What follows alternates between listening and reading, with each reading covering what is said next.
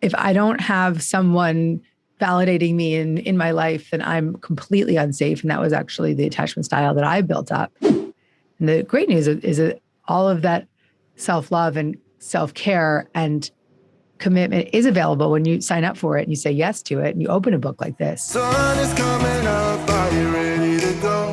We can take a ride, we can take it slow. Yeah. I'm curious about your feelings around the concept of trust. Like, what comes up when I just say the word trust to you? Yeah. So I've studied I studied the attachment styles, the relationship attachment styles. What I've come to understand is that the more trust and security that we had as children, the more trusting we are as adults.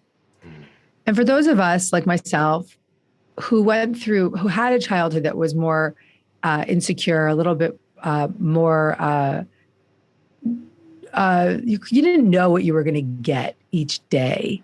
Or if you were a child that went through the childhood of neglect or abuse or anything that was unsafe in any way, even just not feeling seen, will create a storyline within that child that either one, an anxious attachment style that says, if I don't have someone validating me in my life, then I'm completely unsafe. And that was actually the attachment style that I built up, was really people pleasing and sticking in relationships longer than I needed to, especially if they weren't working, even if they weren't working out, and just fawning and clinging and needing that external support to feel good enough.